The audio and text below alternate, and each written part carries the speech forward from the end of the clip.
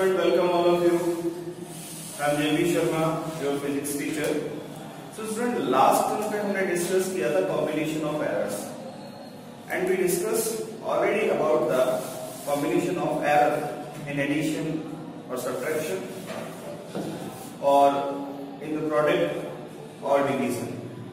Now, what happened if a quantity is written in terms of power? Then what will be about the errors associated with that quantity? So we can say that agar z, so first of all we can write that what is the del A? Del A is absolute error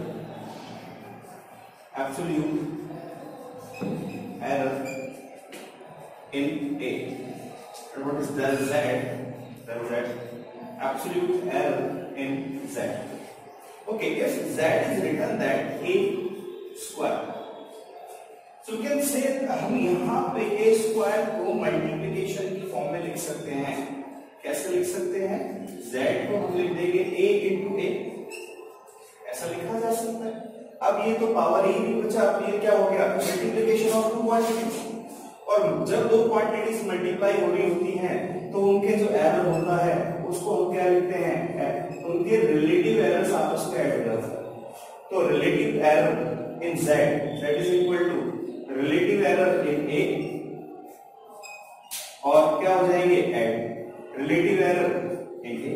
इन दोनों के relative error को add कर देंगे, और ये दोनों के relative error तो सेम है, तो हम यहाँ पे क्या लिख सकते हैं? Relative error in Z that is equal to 2 into del A upon. यहाँ पे एक चीज समझ में आती है कि अगर पावर है तो पावर सामने आ जाएगी एरर में. अगर कहीं पे पावर है पावर सामने आ जाएगी. मान लो A क्यूब होता तो A into A लिखते, और उसको del A अपॉन A तो कितना आ जाता? 3 del A अपॉन A. अगर पावर n होता तो जब भी किसी क्वांटिटी में पावर की टर्म्स में होती है तो उसके पावर को रिलेटिव एरर के साथ सामने लिख देते हैं मल्टीप्लाई करके. तो ये पावर का टर्म्स में हो गया. अच्छा, अब इसका छोटा सा हम तो कितनी भी क्वांटिटी हैं उन सबको हम पावर को कहां लिख देंगे? अब क्योंकि ये दोनों मल्टीप्लाई और मल्टीप्लाई में एरर होती है, कौन सी एरर होती है? Relative errors. तो रिलेटिव एरर के साथ उस पावर को मल्टीप्लाई करके सामने लिख देंगे. ये इसका टर्म हो गया. अच्छा, इसका एक छोटा सा प्रूफ हम लोग और देखते हैं. ये तो चलो एक लॉजिक ही हो गया कि हमने मल्टीप्लाई से ही बोल दिया कैसा होता है. तो अगर हम बात करें कि suppose z is given that this is a की power a raised to power n. So if we return these two quantity in terms of errors, then we can write that in terms of error, that means हमेशा आपको कैसे लिखना है? Plus minus करके absolute error के terms में. तो z को हम क्या लिख सकते हैं? z plus minus del z. अब हम इन सब क्वांटिटीज को किस टर्म में लिख रहे हैं? एरर के टर्म्स में. और a को क्या लिखेंगे? a plus minus del a power n. तो z की जगह z plus minus del z और a की जगह a plus minus del a ऐसा लिख दिया. z यहां से कॉमन लेंगे तो ये बनेगा 1 plus minus del z upon z.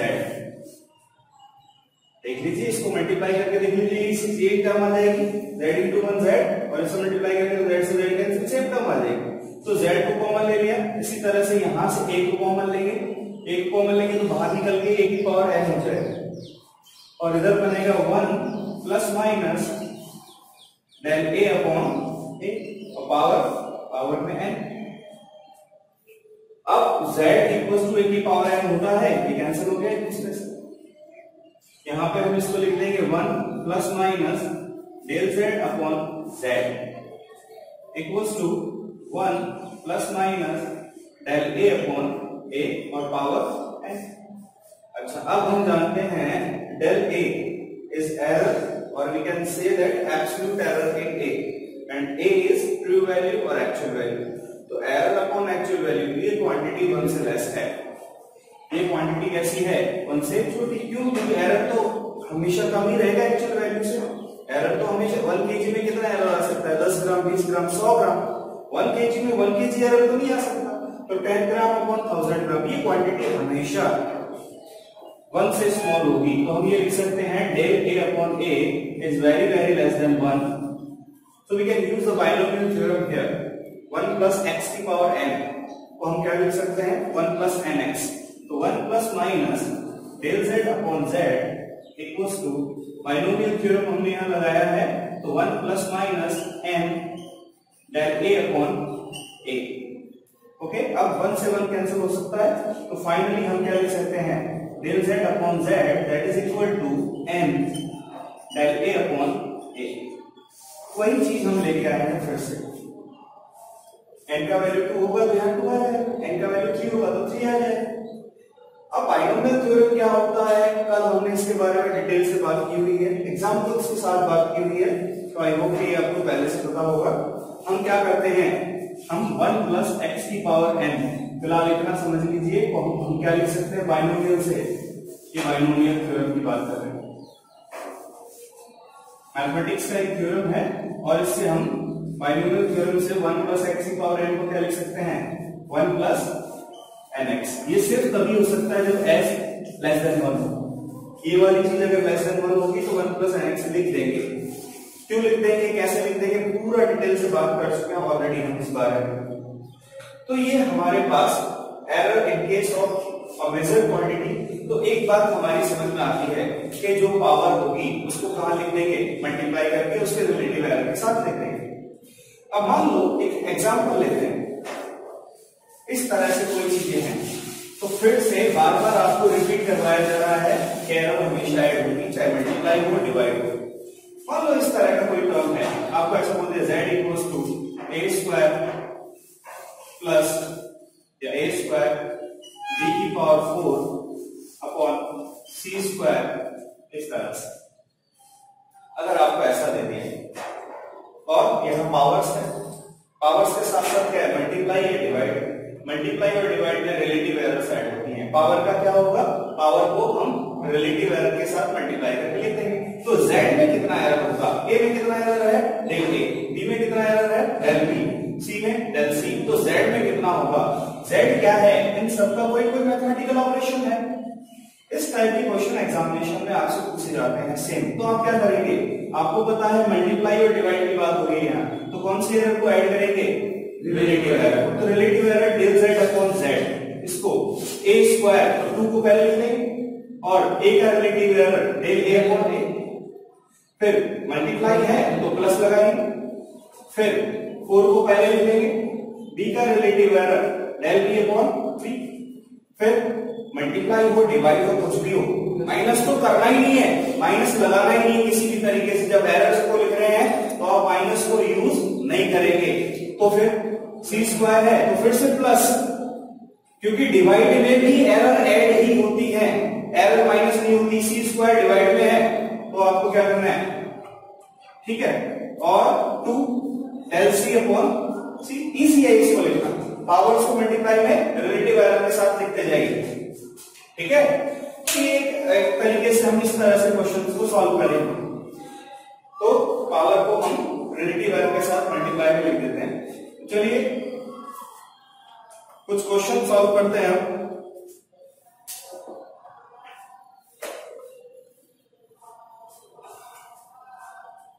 और एक एग्जांपल लेते हैं, रेजिस्टेंस पे बेस्ड एग्जांपल है। ऑलरेडी हम एग्जांपल 2.9 तक ऑलरेडी डिस्कस कर चुके हैं। 2.9 शायद हमने नहीं किया है, अभी कर लेते हैं, ठीक है। इसको रफ कर देते हैं।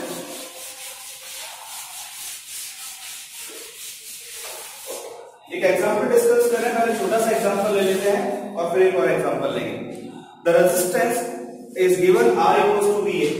एग्जांपल नंबर 2.9 हम लोग डिस्कस करें। रेजिस्टेंस का बोला गया है कि रेजिस्टेंस का फॉर्मूला ये होता है R equals to V upon I, where V का वैल्यू गिवन है, पोटेंशियल गिवन है 100 plus minus 100 plus minus 5 volt,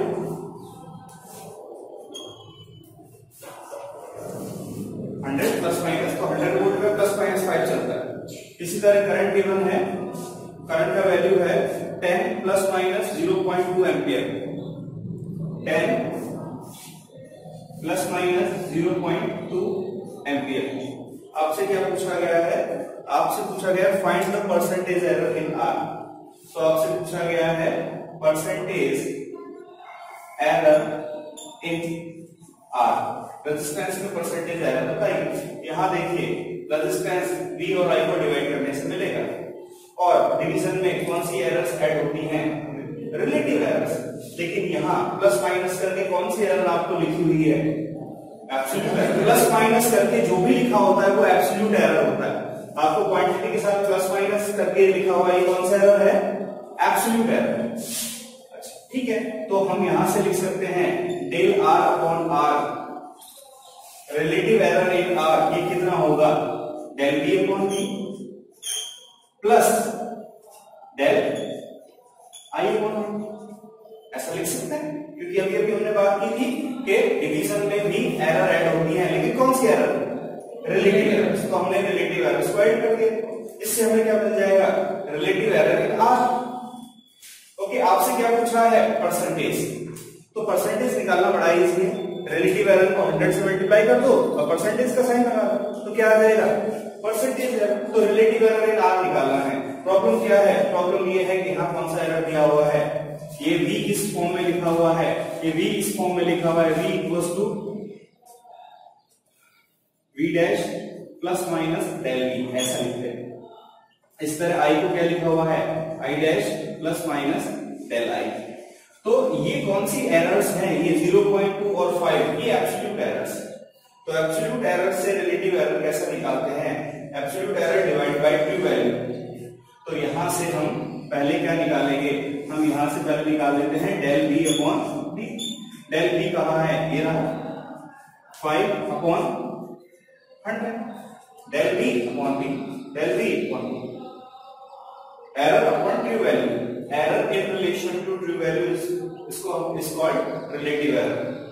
अच्छा, तो ये कितना आ गया? 0.05, और डेल आई अपॉन आई कितना रहेगा? डेल आई अपॉन आई, तो डेल आई कितना है? 0.2, 0.2 upon 10, del I upon I ये कितना रहेगा? 0.02। ठीक है, ये वैल्यूज को यहां पुट कर देते हैं, तो ये आ गया 0.05 प्लस 0.02, ये आ गया 0.07। ये क्या आया है? Relative error. किसमें? आर। रिलेटिव एरर से परसेंटेज एरर कैसे निकालते हैं? 100 से मल्टीप्लाई करते हैं और परसेंटेज का साइन लगाते हैं, तो ये रिलेटिव एरर है। अब परसेंटेज एरर निकालने के लिए आप क्या करेंगे? तो परसेंटेज एरर निकालने के लिए हम del R upon R into 100 और परसेंट लगाएंगे, ऐसा करेंगे। अच्छा, डेल आर अपॉन आर, ये इसका वैल्यू कितना है? 0.07 इंटू 100%, ये कितना आ जाएगा? तो कितना परसेंटेज एरर आएगा रेजिस्टेंस में? 7%। कितना परसेंटेज एरर आएगा? 7% एरर आएगा। So that's it. तो ये क्वेश्चन ऐसे सॉल्व करना है आपको। बुक में बहुत थोड़ा सा इजी वे में दिया हुआ है कि इसमें पहले परसेंटेज एरर निकाला, इसमें ऐसा निकाला, फिर दोनों को ऐड किया। ऐसा नहीं करना है, प्रॉपर वे में इस तरह से करेंगे। अब नेक्स्ट क्वेश्चन पे चलते हैं। क्वेश्चन नंबर है 2.10। यार थोड़ा सा आपको क्लास 10 का नॉलेज होना चाहिए कि दो रेजिस्टेंस को जब सीरीज में ऐड करते हैं तो इक्विवेलेंट रेजिस्टेंस का क्या फॉर्मूला है, और पैरेलल में ऐड करते हैं, पैरेलल में जब दो रेजिस्टेंस को कनेक्ट करते हैं तो इक्विवेलेंट रेजिस्टेंस का फॉर्मूला क्या होता है। चलिए नेक्स्ट क्वेश्चन डिस्कस करते हैं।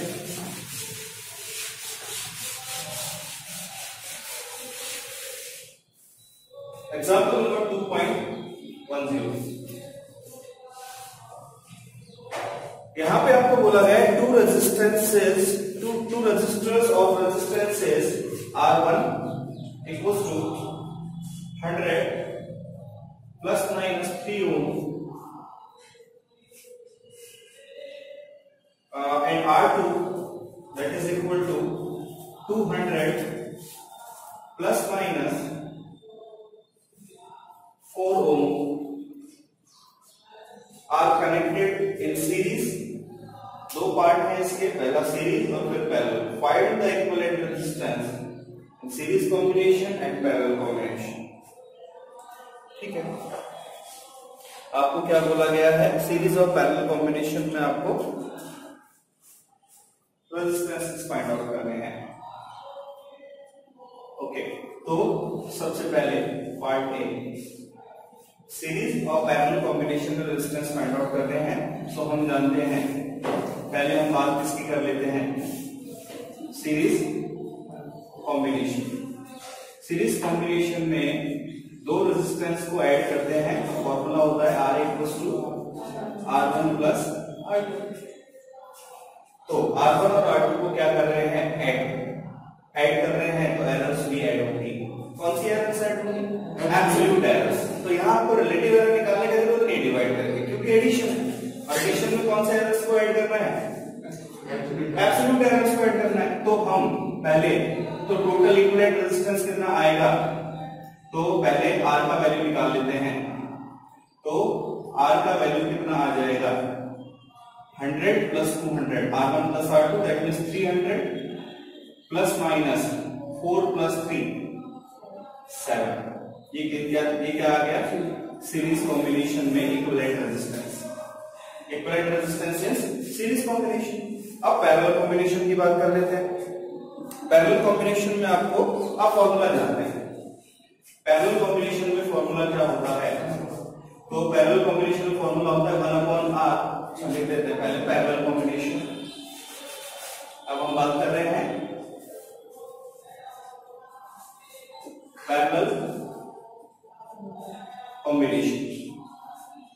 तो पैरेलल कॉम्बिनेशन में हमारा फॉर्मूला होता है 1/R equals to 1/R1 plus 1/R2. तो यहाँ इस तरह से दिया हुआ है. अब हम एरर्स को फाइंड आउट करना चाहते हैं. तो हम एरर्स को फाइंड आउट करने के लिए क्या यूज करेंगे, तो हमने रिलेटिव एरर्स वाला फॉर्मूला यूज कर सकते हैं यहाँ पे, है ना. आपको क्वेश्चन में शायद दिया हुआ है कि आप क्या यूज कर सकते हैं, del R dash upon R dash square. इस तरह से आपको कुछ चीजें दी हुई हैं, उनको आप यूज करके इसको बना सकते हैं. वैसे आप चाहें तो इसको दूसरा तरीका भी है इसका. जैसे आप R इक्विवेलेंट अगर निकालते हैं तो ये कितना आता है, R इक्विवेलेंट कितना आता है, R इक्विवेलेंट ये आता है R1 R2 upon R1 plus R2, ऐसा है ना. अब आप इसको सॉल्व करके ये कौन सा है, मल्टीप्लाई में कौन सी एरर्स ऐड होती हैं, एब्सोल्यूट एरर. तो डेल R अपॉन R. ठीक है, लेकिन यहाँ पे R1 प्लस R2 है. R1 प्लस R2 के लिए कौन सी एरर्स हम लोग यूज करते हैं, R1 और R2 के लिए हम कौन से एरर्स यूज करते हैं, एब्सोल्यूट एरर्स. तो अब ये डिवीजन पे है, तो जनरली हम क्या करते हैं, इतना बड़ा डेरिवेशन करने की बजाय सीधा हम जो हमें गिवन है वो यूज कर लेते हैं. क्या गिवन है, R del R dash upon R dash square. R dash square होगा R dash square equals to del R1 upon R1 square plus del R2 upon R2 square. तो यहां से हमें ये चीजें मिल जाएंगी. तो del R1 upon R1 square यहां से निकाल लेंगे, del R2 upon R2 square यहां से कैलकुलेट कर लेंगे, और हमारे पास del R dash upon R dash square आ जाएगा. अब हम यहां से निकालना चाहते हैं R डैश का वैल्यू, या R का वैल्यू. R डैश की जगह आप इसको R लिख सकते हैं, R का वैल्यू निकाल लेंगे. तो पहले पैरेलल कॉम्बिनेशन में हम इनको सॉल्व कर लेते हैं. तो पहले हम आर का वैल्यू निकाल लेते हैं इससे। आर का वैल्यू कितना आएगा 200 और 100 को।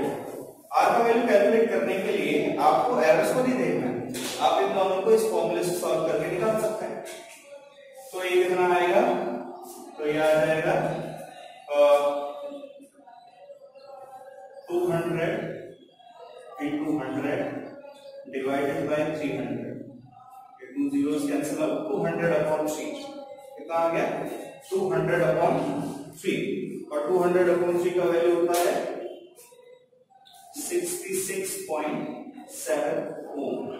ये एक्चुअल वैल्यू हो गया आर का। अच्छा यहां वैल्यू पुट करते हैं, del R upon R square निकाल लेंगे। आर का वैल्यू हमारे पास 200/3 आ चुका है, यहां से डेल आर निकाल लेंगे और इसको प्लस माइनस करके इसके साथ लिख देंगे। ठीक है, जो ये आर का वैल्यू कैसा आएगा, ये कैसे लिखते हैं आर प्लस माइनस उसमें एरर, तो एरर निकालने के लिए हम ये फॉर्मूला यूज कर रहे हैं। ऑलरेडी क्वेश्चन में दिया हुआ है, नहीं दिया होता तो हमें डेरिवेशन करके निकालना पड़ता। अब यहां पे हम वैल्यूज पुट कर देते हैं, तो सॉल्व करते हैं del R upon R, del R1 upon R1 square, इसको वैल्यू रख देते हैं। Del R1 upon R1 square कितना होता है, तो हम यहां से इसको सॉल्व करते हैं। डेल R1 कितना है 3 अपॉन R1 स्क्वायर 100 स्क्वायर। ठीक है, del R1 upon R1 square.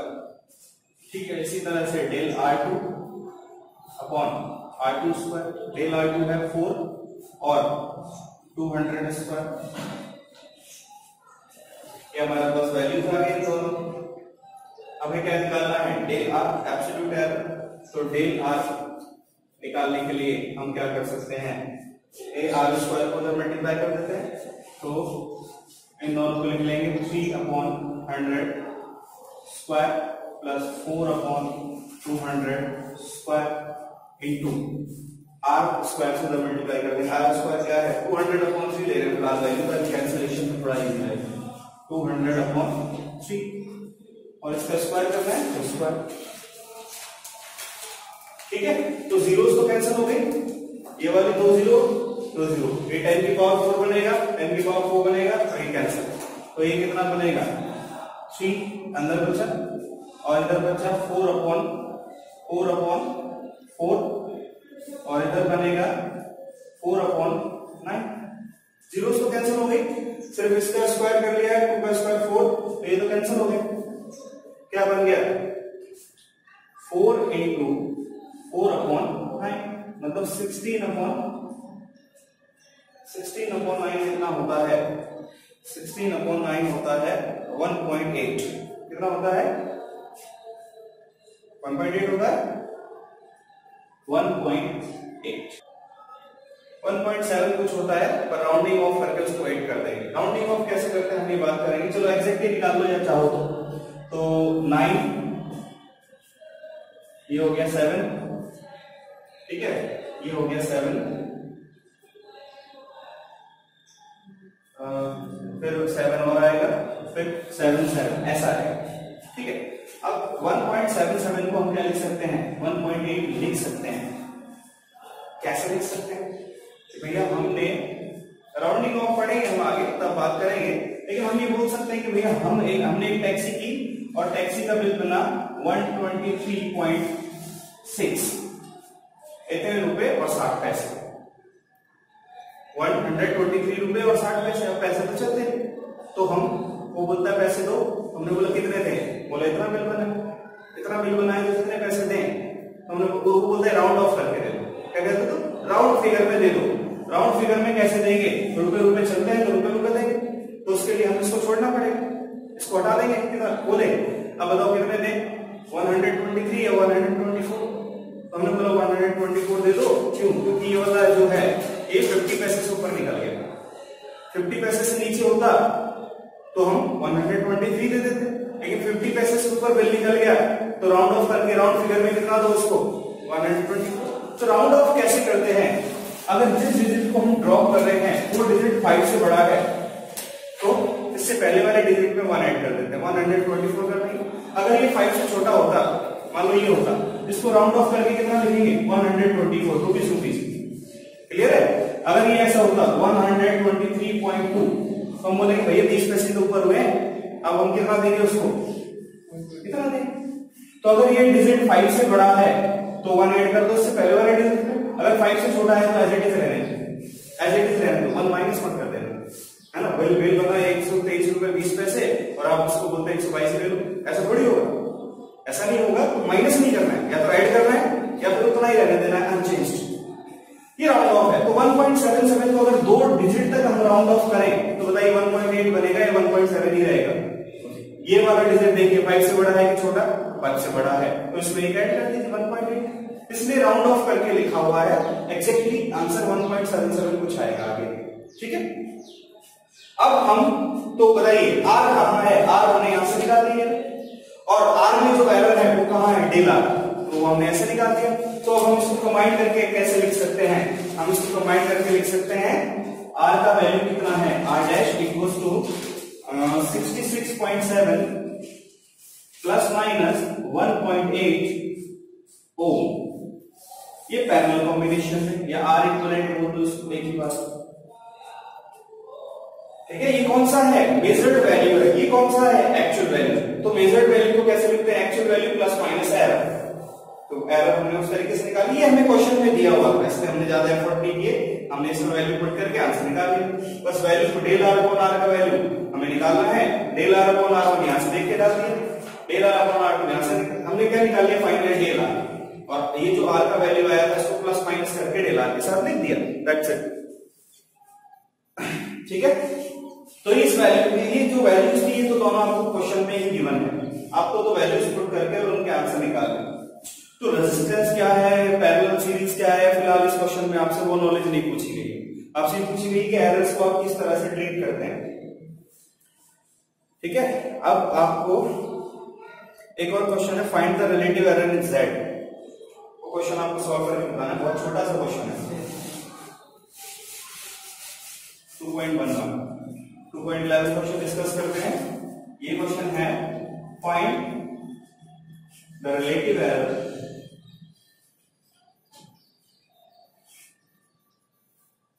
इन Z, और Z गिवन है आपको कुछ, Z का वैल्यू है A4 d की पावर 1/3 C d की पावर 3/2। Z गिवन है A4 d की power 1/3 C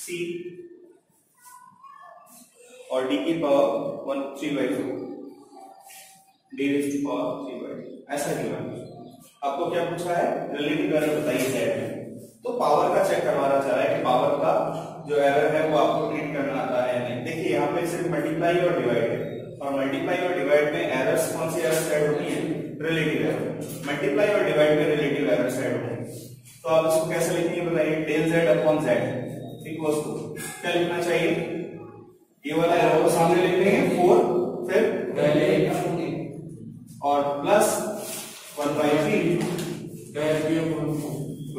plus del C upon, क्योंकि इसका पावर 1 है तो 1 को लिखेंगे, नहीं लिखेंगे कोई खास फर्क पड़ने वाला नहीं है, और 3/2 बस यहाँ से। ठीक है, कि आपको एरर्स को लिखना आता है या नहीं आता है, इस तरह से पावर के टर्म्स में। तो जो भी पावर है उनको सामने लिखिए और रिलेटिव एरर से मल्टीप्लाई करिए, ये इसका इजी सा क्वेश्चन है। नेक्स्ट क्वेश्चन जो है, आई होप कि आप इसको सॉल्व करेंगे, ट्राई करेंगे, नहीं होगा तो हम नेक्स्ट क्लास में इसको डिस्कस करते हैं।